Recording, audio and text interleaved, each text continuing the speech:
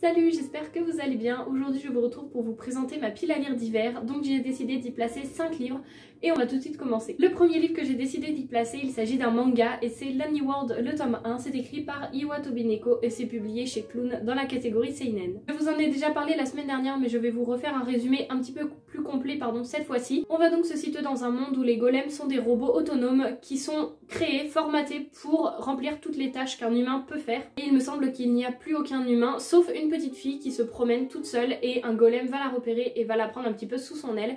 Il me semble que c'est ça, je ne veux pas relire tout le résumé, j'ai juste relu les premières phrases pour me recontextualiser un petit peu et puis vous faire un résumé un petit peu mieux que celui que j'ai pu vous faire la semaine dernière. Mais encore une fois, j'ai acheté ce manga tout simplement parce que j'aime beaucoup la couverture, les illustrations à l'intérieur et parce que l'histoire me fait penser à Mortal Engine. Donc j'ai le tome 1 et le tome 2 dans ma pile à lire, donc j'aimerais les lire pour cette pile à lire d'hiver. Ah oui, je n'ai pas précisé, mais la pile à lire d'hiver va se dérouler pour moi du début décembre jusqu'à fin janvier, à peu près. Ensuite, j'ai décidé d'y placer le tome 2 de 200 et de rage. Il s'agit de d'Ombre et de vengeance. C'est écrit par Tomi Adeyemi et c'est publié chez Nathan. Comme vous pouvez le voir, sur le premier tome, on était plus sur des teintes de noir et de rouge, et là on est beaucoup plus dans le noir, blanc et du bleu. Je vous en ai fait un avis sur le tome 1 dans le dernier avis lecture. Je compte lire celui-ci assez rapidement puisque je reviendrai sur mon avis quand je vous parlerai de celui-ci. Mais dans le tome 1, pourtant je vous en ai parlé il y a pas longtemps et je l'ai lu il y a pas non plus énormément de temps.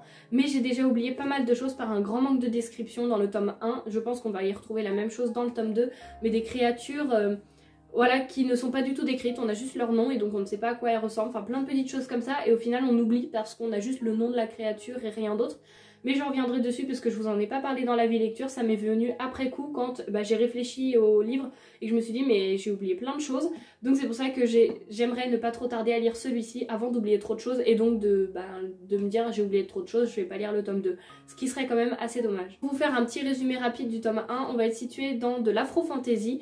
Et on va suivre une tribu qui a toujours eu de la magie, mais cette magie leur a été dérobée, leur a été anéantie par un roi. Et Zélie, qui fait partie du peuple opprimé, elle va prendre le rôle de la personne qui va vouloir ramener la magie à Orisha, il me semble que c'est le nom de l'endroit où elle habite.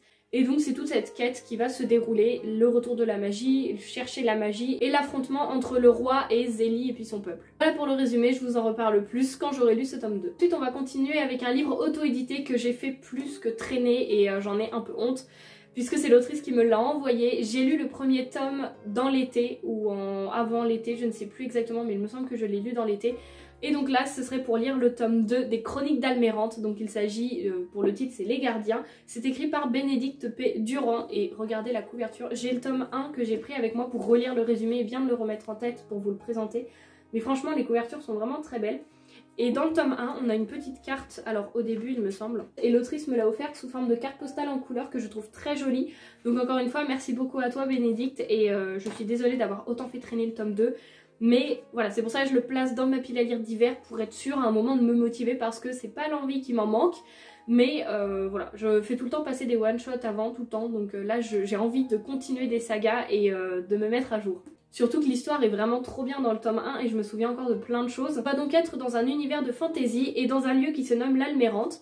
En Almérante, la magie elle est réservée à une seule élite, celle des elfes, donc elle fait partie d'eux, ils peuvent l'utiliser, la comprendre, et c'est ce qu'ils pensaient. Puisqu'on va suivre une magicienne qui se nomme Elwen et elle se prépare à passer le rituel qui est l'ultime cérémonie symbolisant son union définitive avec la guilde des mages.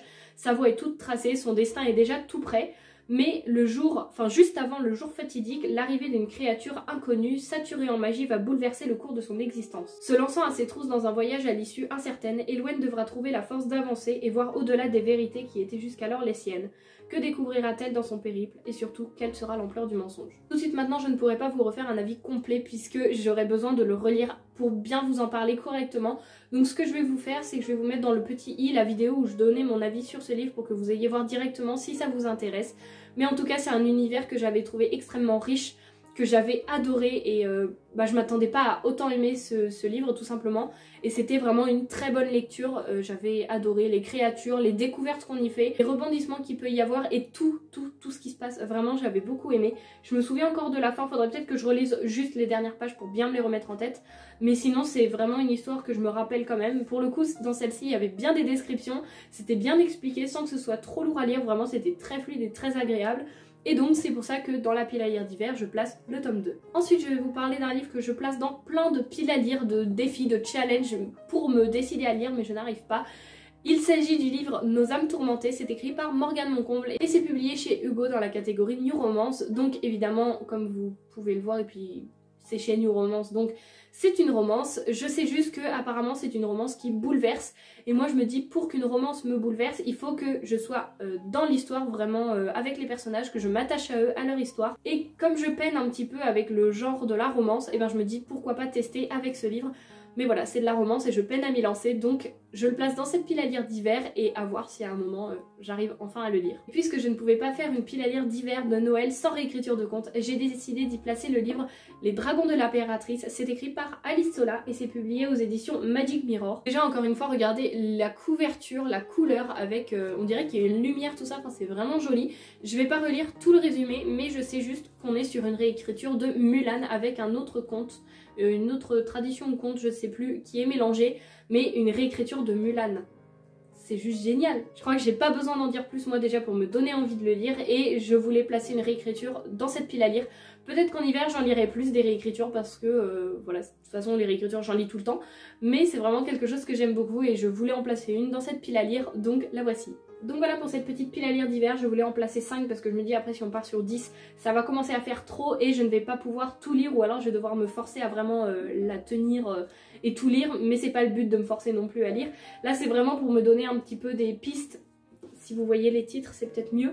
Là, c'est plus pour me donner des pistes et puis des genres de lectures vers lesquelles aller, des lectures que j'aimerais lire depuis un petit moment, mais dans lesquelles je me suis pas encore lancée.